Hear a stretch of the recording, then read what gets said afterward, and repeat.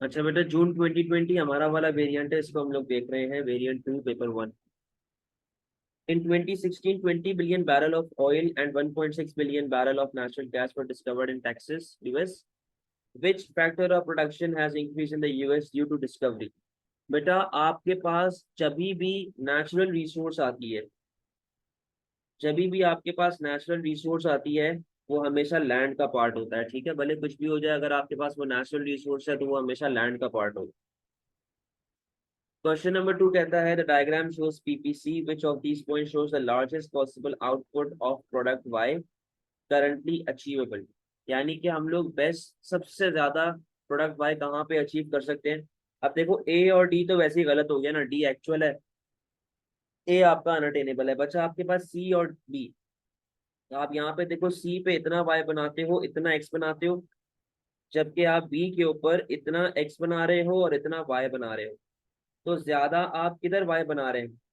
आप ज्यादा वाई बना रहे हैं बी के ऊपर। तो उसने आपसे यही पूछा है कि what is the largest possible output for product Y.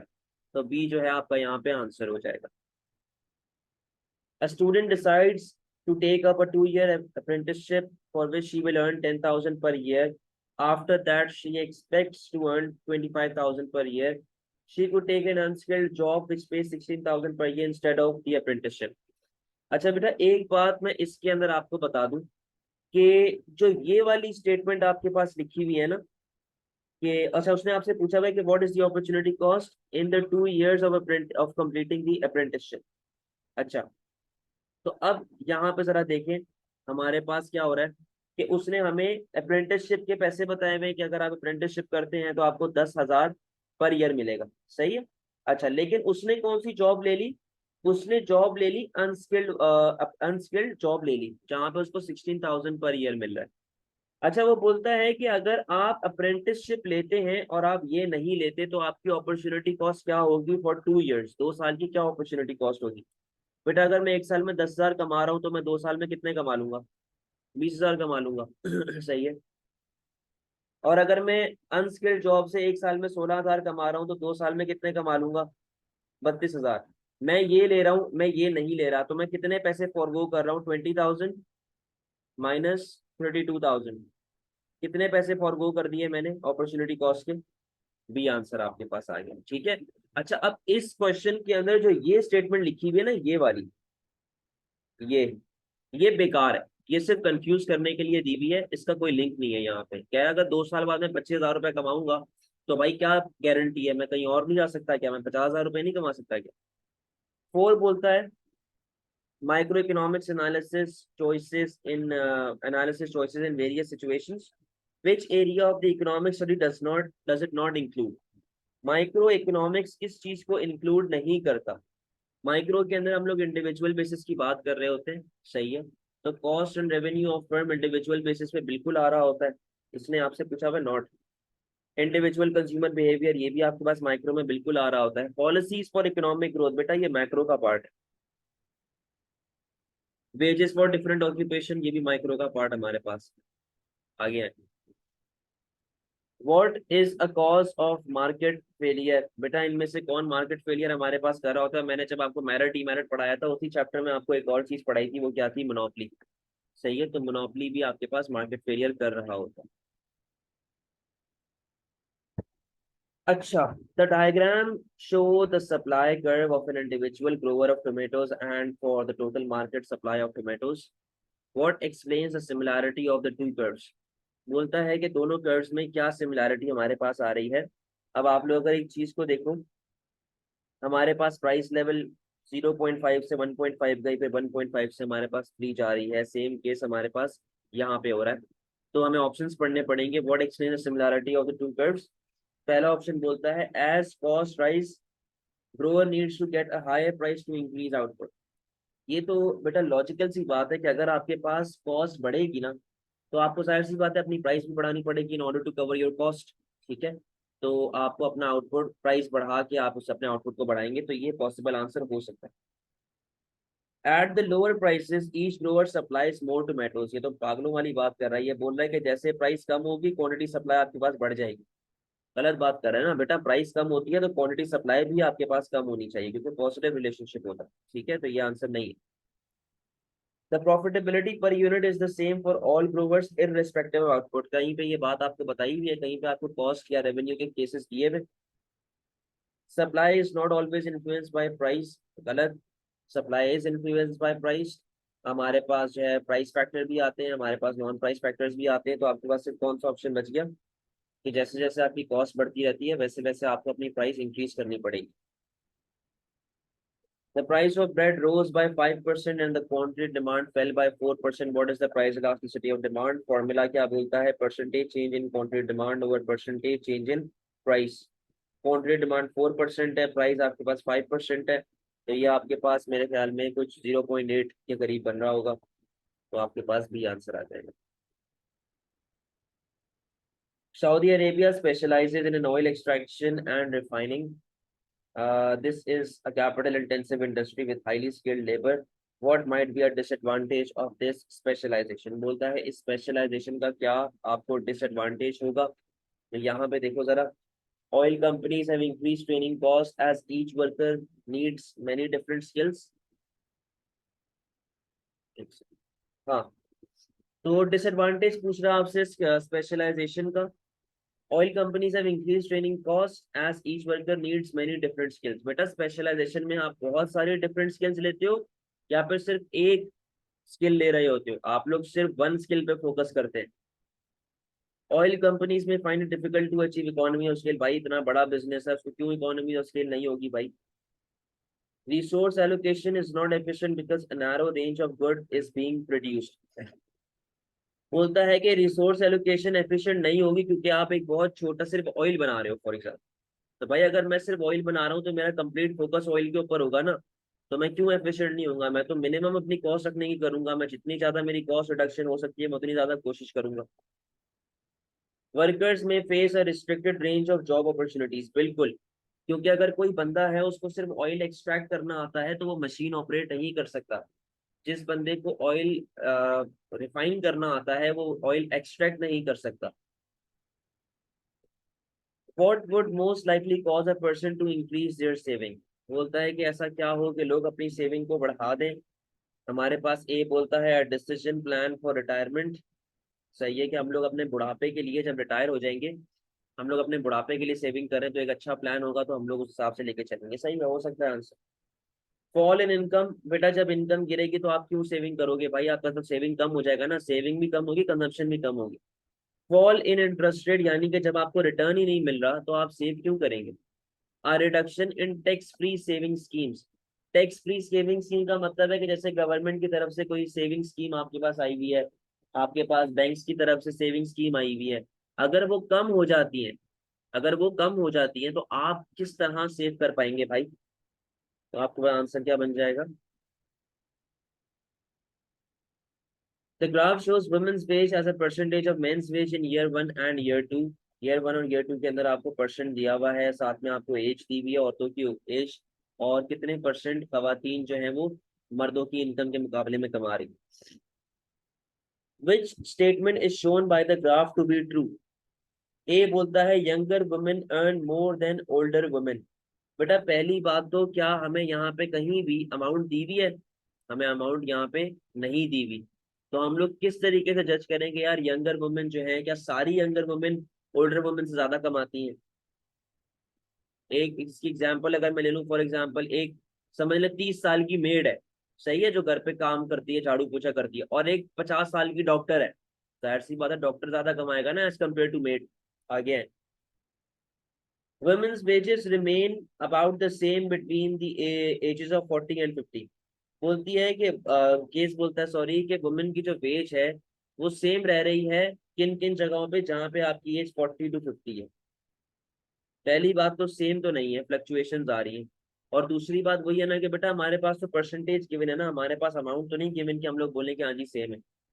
In year 2 all women were earning more than men. ऐसा कहीं भी आपको इंडिकेशन दी हुई है? कहीं भी नहीं दी हुई। वो तो आपको परसेंटेज दे रहा है। और वैसे भी अगर मैं बात करूं, यहाँ पे लिखा हुआ है कि औरत जो है ईयर 2 के अंदर, फॉर एग्जांपल अगर मैं बोलूं 35 साल की औरत, ईयर 2 के अंदर 35 साल की औरत 75% इनकम कमा रही है और मर्द 100% इनकम कमा रहा है। तो किस तरीके से औरत की इनकम मर्द से ज्यादा हो गई? तो ये आपके पास गलत point. In year 2 women were earning a higher percentage of men's wages than in year 1, क्योंकि आप खुद देखो ये आपके पास परसेंटेज बेसिस मेन की गिवन है ना। ईयर 1 के अंदर आपकी परसेंटेज कम है, ईयर 2 के अंदर आपकी परसेंटेज बढ़ गई, तो वो यही आपसे कह रहा है कि women in year 2 were earning more proportionate than more proportionate income than in year 1। People income decreases, how is the proportion spent on food and leisure likely to change. बेटा फूड हमारे पास नेसेसिटी है, ठीक है, laser हमारे पास luxury है, ठीक है। तो आपकी इनकम अगर गिर गई है तो आप किस तरीके से अपनी प्रोपोर्शन को चेंज करोगे, जाहिर सी बात है आप फूड पे अपना खर्चा बढ़ाओगे और लेजर पे अपना खर्चा कम करोगे, तो आंसर आपके पास C. The table shows total fixed and total variable cost at different level of output for a firm। आपके पास यहाँ पे different output level given है। अच्छा, what happens as output rises। अच्छा बेटा आप ये देखो, ये आपकी फिक्स कॉस्ट आ गई, फिक्स कॉस्ट आपकी थ्रू आउट सेम है, वेरिएबल कॉस्ट आपके पास चेंज होती जा रही है, ठीक है। तो अब आप छोटी सी कैलकुलेशन ये कर लो कि आप पर यूनिट वेरिएबल कॉस्ट निकाल लो यहाँ पे। अगर मैं यहाँ पे निकालूँ वेरिएबल कॉस्ट पर यूनिट, सही है, हर डिफरेंट लेवल ऑफ आउटपुट के ऊपर, तो आप यहाँ पे देखें आपके पास जब आप 100 यूनिट प्रोड्यूस कर रहे हो, सॉरी 1000 यूनिट्स प्रोड्यूस कर रहे हो, आपकी वेरिएबल कॉस्ट आ रही है $1 की, सही है, सही सॉरी $10 की। जब 1000 यूनिट प्रोड्यूस कर रहे हैं आपके पास वेरिएबल कॉस्ट आ रही है $10 की, सही है। उसके बाद जब आप 200 यूनिट प्रोड्यूस कर रहे हो तो आपके पास वेरिएबल कॉस्ट आ रही है 1500 डिवाइड बाय 200। तो ये जरा कैलकुलेट करें क्या आ रहा है हमारे पास, 1500 डिवाइड बाय 200, तो ये 7.5 आ गई। 2000 डिवाइड बाय 300 करेंगे तो ये 6.6 आ जाएगी, और 2500 डिवाइड बाय जब 4 करेंगे तो ये हमारे पास 6.25 आ जाएगी, सही है। तो ये हमारे पास चार different variable cost per unit हम लोगों ने निकाल ली। अब आए क्वेश्चन के ऊपर, what happens as the output rises, what happens as the output rises, तो अब यहाँ पे आओ। अच्छा, अब average fix cost falls, average fix cost भी निकाल लो भाई, यहाँ पे रख रहा हूँ मैं average fixed cost. Average fix cost का मतलब कि total fix cost divide by output, 1000 divide by 100 आपके पास कितना आ जाएगा, 10 आ गया, सही है। उसके बाद 1000 डिवाइड बाय 200 आपके पास कितना आ जाएगा, ये आपके पास 5 आ जाएगा। 1000 डिवाइड बाय 300 ये 3.3 आ जाएगा। 1000 डिवाइड बाय 400 तो ये 2.5 आ जाएगा। तो आप देखते रहें कि आपकी एवरेज वेरिए जो एवरेज फिक्स्ड कॉस्ट है वो कंटिन्यूअसली फॉल होती जा रही है, ठीक है। तो ये पॉसिबल आंसर आपका हो सकता है। एवरेज फिक्स कॉस्ट राइजेस, गलत बेटा, एवरेज फिक्स कॉस्ट तो गिर रही है आपकी। Average variable cost remains constant, क्या आपकी एवरेज वेरिएबल कॉस्ट कांस्टेंट है, वो भी कंटिन्यूअसली आपके पास गिरती जा रही है। एवरेज वेरिएबल कॉस्ट राइजेस, गलत, एवरेज वेरिएबल कॉस्ट बेटा आपकी कम होती जा रही है, फॉल होती जा रही है। आंसर आपके पास ए आ जाएगा। The following information refers to a firm producing shoes at which level of output that does the firm maximizes profit। आपने कुछ भी नहीं करना है इसके अंदर, आपने देखना है कि हाईएस्ट पॉसिबल प्रॉफिट आपके पास किधर आ रहा है। प्रॉफिट का फॉर्मूला होता है रेवेन्यू माइनस कॉस्ट, ठीक है। यहाँ पे आपके पास 300 का प्रॉफिट आ गया, यहाँ पे 400 का प्रॉफिट आ गया, यहाँ पे आपके पास 300 का आ गया, यहाँ पे आपके पास 200 का आ गया। हाईएस्ट पॉसिबल प्रॉफिट कहाँ आ रहा है बेटा, आपको बी के ऊपर आ रहा है।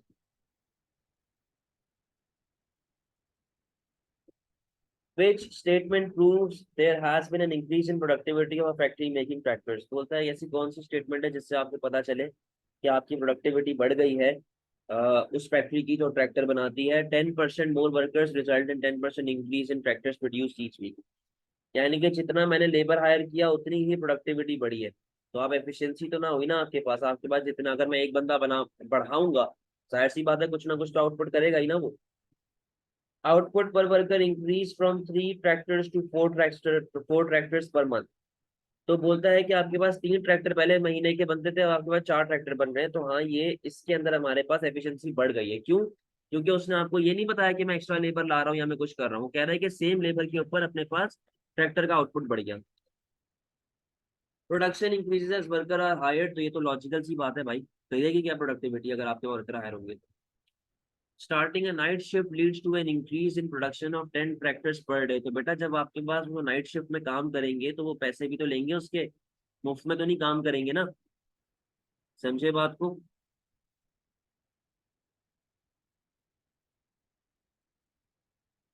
When do economies of scale take place. बेटा इकोनॉमी ऑफ स्केल आपके पास सिर्फ लॉन्ग रन में आपको मिलते हैं जब आपके सारे फैक्टर्स ऑफ प्रोडक्शन क्या होते हैं, वेरिएबल होते हैं। What is not included in public expenditure. Public expenditure का यानी कि गवर्नमेंट वाला खर्चा जो कि इंक्लूड नहीं होता। कैपिटल स्पेंडिंग बाय फर्म, बेटा ये इंक्लूड नहीं होता क्योंकि ये फर्म कर रहा होता है, गवर्नमेंट नहीं करती। Interest payment on government borrowing, government का नाम आ गया तो फिर ये नॉट का वाला कहानी नहीं है। Investment in defence by central government, वापस गवर्नमेंट आ गई। Subsidies to bus companies from local government, वापस गवर्नमेंट आ गई। ये answer. When is budget described as balanced, आपके पास बेटा बजट तब बैलेंस होता है जब आपका tax revenue is equals to your government spending. तो अब आप यहाँ पे देखें क्या लिखा हुआ है, ए में when direct taxes and indirect taxes are equal, गलत। आप जब इसमें स्पेंडिंग माइनस करते हो तब आपके पास बजट आता है। When exports and imports are equal, export import का तो काम ही नहीं होता बजट के अंदर। When government spending and government revenue are equal, बिल्कुल सही बात है। When the demand for money and supply of money are equal, इन दोनों का भी कोई लिंक आपस में नहीं होता। A government increased revenue by increases taxes by increasing taxes on firms. Which tax did it increase? बेटा जो हमारे पास बिजनेस के ऊपर इन चारों में से टैक्स लग रहा है ना, वो कौन सा है? Profit tax. यानी कि बिजनेस इतना प्रॉफिट कमा रहा है, आप उसके ऊपर टैक्सेस जो है ना वो लगा रहे हैं। इनहेरिटेंस टैक्स जो होता है वो अलग होता है, सेल्स टैक्स इनडायरेक्ट टैक्स होता है, वैल्यू एडेड भी इनडायरेक्ट टैक्स होता है। प्रॉफिट टैक्स जो होता है ये डायरेक्ट टैक्स का पार्ट है। सही है। Why are governments responsible for the defense of the country? Government क्योंकि क्यों आपके पास रिस्पॉन्सिबल होती है for defence? Because it is a public good. और ये हर non non rivalrous non excludable non rejectable in nature होता है। तो लिखा हुआ है it is impossible to charge a price for defence. Logical सी बात है ना बेटा, अगर आपकी बॉर्डर पे आर्मी बैठी हुई है तो क्या आर्मी आपके घर आएगी कि जी हमें पैसे दो, हम आपके बॉर्डर पे बैठे हुए हैं, आपकी जो है हम लोग सेफ्टी के लिए बैठे हुए हैं? ऐसा तो नहीं होता ना, वो तो टैक्सेस के थ्रू ही चार्ज होता है। It prevents individual citizen having access to weapons. क्या आप लोगों के पास वेपन नहीं है? आपके घर पे पूछिएगा, किसी ना किसी के पास सेफ्टी के लिए वेपन होगा घर पे, तो वो तो आम आदमी खरीदता है ना क्योंकि उसके पास लाइसेंस वगैरह मिल जाता है। Only government can manufacture weapons, गलत है बेटा, प्राइवेट मैन्युफैक्चरर्स भी होते हैं वेपन्स के। Providing defence is very expensive, तो भले एक्सपेंसिव है तो क्या हुआ, प्रोडक्शन सस्ती होती है क्या? प्राइवेट लोग कर रहे होते हैं ना फिर भी। Information about job vacancies on a government website has led to a decrease in short-term unemployment. What is the term for this type of unemployment? बोलता है कि बेटा आपके पास जॉब्स नहीं थी तो गवर्नमेंट ने जॉब्स देना स्टार्ट कर दी है, वैकेंसी अपलोड करना शुरू कर दी है, तो उस वैकेंसी अपलोड होने की वजह से लोगों के पास जॉब्स आना स्टार्ट हो गई है। और मैंने आपको बताया है कि जॉब सर्च टाइम वाली जो अनएम्प्लॉयमेंट होती है उसे फ्रिक्शनल अनएम्प्लॉयमेंट कहते हैं। तो बी आंसर है इसका। आगे आए क्वेश्चन नंबर 21 के ऊपर।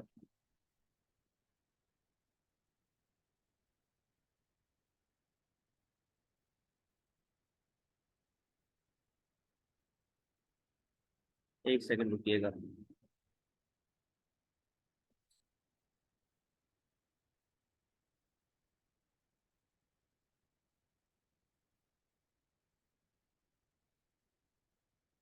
सही है, बी आंसर है बेटा इसका ऊपर वाले का। सही है, आ गया 21 के ऊपर।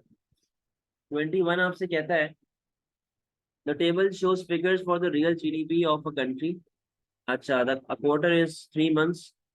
सही है। During which quarter was the country experiencing recession. बेटा यहाँ जब आप 100 से अबव जाते हैं इसका मतलब है कि आपके मुल्क में बेनिफिट हो रहा है, आप बूम की तरफ जा रहे हो।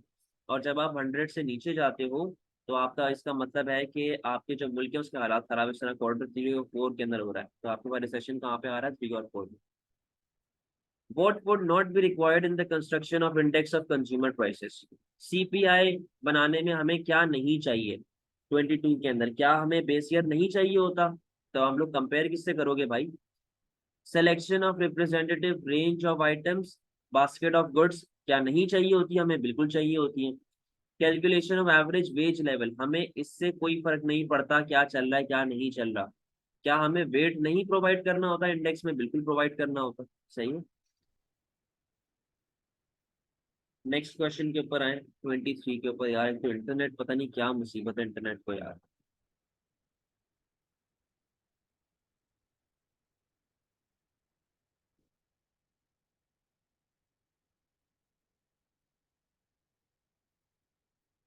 2 मिनट जरा मुझे दीजिएगा।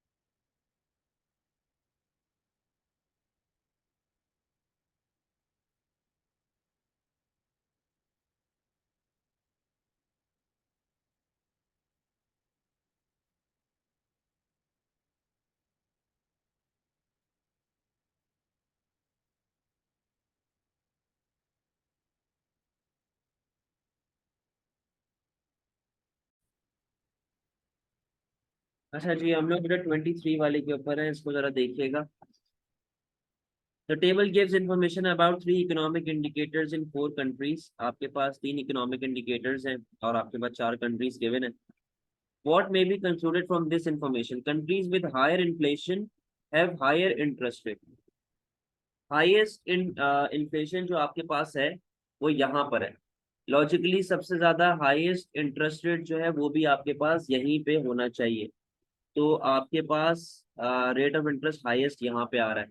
इससे ज्यादा हाईएस्ट तो कहीं पे भी नहीं है ना इंटरेस्ट रेट, तो ये आपके पास लॉजिकली करेक्ट है। बाकी भी देख लेते हैं। Countries with higher interest rates have lower unemployment. Highest जो है इंटरेस्ट रेट हमारे पास यहाँ पे आ रहा है, लेकिन लोएस्ट अनएम्प्लॉयमेंट हमारे पास यहाँ पे आ रहा है, तो ये हमारे पास आंसर नहीं है।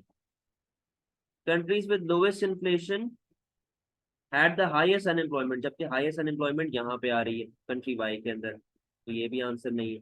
Country with lowest unemployment had the lowest inflation, जबकि लोएस्ट इन्फ्लेशन यहाँ पे आ रहा है। सही है, तो अपने पास आंसर सीधा सीधा सर ए बन। Due to war, some people are living in absolute poverty. What is the main indicator of absolute poverty for these people? बेटा absolute poverty का मैंने आपको मतलब बताया है कि आपके पास रोटी खाने के भी पैसे नहीं है। तो dependence on aid and medical treatment, तो ये तो एब्सोल्यूट पॉवर्टी का पार्ट नहीं है। Lack of transport to escape abroad, आप जिंदा तो हो ना फिर भी। लिविंग इन टेंट्स, रिहाइश तो है, छत तो है। Receiving insufficient food for basic nutrition, आपके पास रोटी खाने के भी पैसे नहीं है। Which country would be classified as the most developed based on the data in the table? बेटा आपको यहाँ पे जीडीपी पर कैपिटा निकालना पड़ेगा। ठीक है, जीडीपी पर हेड। तो आप यहाँ पे देख लो, आपके पास यहाँ पे 200 आ गया, यहाँ पे आपके पास 350 आ गया, यहाँ पे आपके पास 300 आ गया, और यहाँ पे आपके पास 150 आ गया। हाईएस्ट आपके पास किसके अंदर आ रहा है? बी पे आ रहा है, तो बी आपका highest answer. Which changes usually result when a country develops and is able to provide free healthcare and good living conditions? कह रहा है कि आपके पास कौन से चेंजेस होते हैं जब आपके पास कंट्री डेवलप हो जाती है और वो हेल्थ केयर वगैरह और गुड लिविंग कंडीशंस प्रोवाइड कर देती है अपनी इकोनॉमीज को। तो यहाँ पे आप लोग देखें, आपको सारे जो अच्छे पॉइंट्स हैं उनको देखना पड़ेगा। बेटा बर्थ रेट फॉल होना अच्छी बात होती है, तो आंसर आपका ए या बी में से एक है। राइज होना गलत बात है, क्योंकि आपके पास जीडीपी पर कैपिटा फॉल होना स्टार्ट हो जाता है। बुढ़े जिंदा हैं, बुढ़े कम मर रहे हैं, इसका मतलब है कि आपका हेल्थ केयर बहुत अच्छा है। लेबर प्रोडक्टिविटी राइज हो गई है, तो सारे के सारे पॉइंट्स आपके पास ए में पॉजिटिव के अंदर जा रहे हैं। Which protectionist measure would be most suitable for a government to use to support the growth in export of an industry? बेटा एम्बार्गो, कोटा, टैरिफ, ये तीनों किस पे लग रहे होते हैं? इम्पोर्ट्स के ऊपर। सिर्फ एक होता है जो आपके पास एक्सपोर्ट्स पे लग रहा होता है, वो कौन है? Subsidy. There has been an appreciation of the value of country's currency against other currencies. What effect will this have on prices of import of raw material and prices of export of manufactured goods? बेटा आपकी currency appreciate हो गई है, आपकी currency की value बढ़ गई है, तो इम्पोर्ट तो आपके पास कंपैरेटिवली चीपर होगा ना, इम्पोर्ट आपके पास सस्ता होना स्टार्ट हो जाएगा। तो आंसर ए या बी में से एक है आपके पास, सही है। आगे देखें, प्राइस ऑफ एक्सपोर्ट, अपना माल दूसरे के लिए क्या हो जाएगा, महंगा हो जाएगा, क्योंकि अपनी करेंसी ऑफ वैल्यू बढ़ गई है, वैल्यू ऑफ करेंसी सॉरी बढ़ गई है, तो अपना एक्सपोर्ट जो है दूसरे के लिए एक्सपेंसिव हो जाएगा। तो आंसर आपके पास 28 का आ गया, बी। ठीक है। What is a disadvantage of increased specialization by a country? अगर आप एक ही चीज में स्पेशलाइज हो जाते हैं तो आपके पास क्या डिसएडवांटेज है। फॉर एग्जांपल, अगर पाकिस्तान चावल बनाना छोड़ दे और बोले कि जी मैं तो चावल सिर्फ बाहर से ही मंगवाऊंगा, मैं खुद नहीं बनाऊंगा, तो हम लोग बेटा दूसरों पे रिलायंट हो जाएंगे। कल को हमारा किसी से फटा हुआ हमारी इंपोर्टिंग कंट्री से, तो वो हमारा चावल रोक देगा, तो हमारे तो लोग भूखे ही मर जाएंगे ना। बी बोलता है it reduces the potential for international trade. भाई क्यों कम करेगा, आप एक चीज में स्पेशलाइज हो रहे हैं, यानी कि आपसे अच्छी क्वालिटी कोई दे ही नहीं रहा, तो आपका तो एक्सपोर्ट बढ़ेगा। It results in access to greater variety of goods for consumers. बेटा जब आप इंपोर्ट कर रहे हो तो आपके पास वैरायटी तो कम हो गई ना, क्योंकि आप वो प्रोडक्शन ही नहीं कर रहे उस चीज की। It results in lower cost for home produce goods, गलत, क्योंकि आपके पास कॉस्ट बढ़ जाती है, क्योंकि आप रिलायंट है उसके ऊपर, आप फंसे हुए हैं। The table shows component of Japan's current account balance in trillion yen for 2011 and 2012। आपके पास years given है 2011 और 12, और आपके पास डिफरेंट चीजें given है। बच्चा अच्छा बेटा, जो प्राइमरी इनकम होती है वो नेट इनकम होती है, जो सेकेंडरी इनकम होती है वो नेट ट्रांसफर होती है। सही है। अब आओ, विच balance improve between 2011 and 2012? Balance of goods, balance of good बेटा आपके पास खराब हो रहा है, क्योंकि आपका डेफिसिट इंक्रीज हो रहा है, सही है, तो ये गलत है। बैलेंस ऑफ सर्विसेज, इसके अंदर भी आपका डेफिसिट इंक्रीज हो रहा है, तो ये भी आपके लिए खराब है।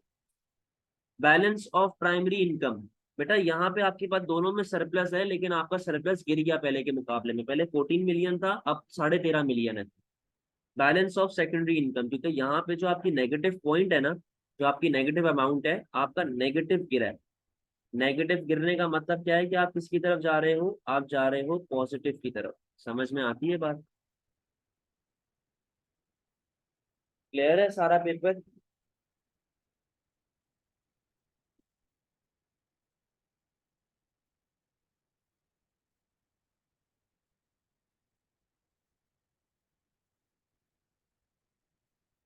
ठीक है बेटा, चले क्लास ऑफ करें, अल्लाह हाफिज।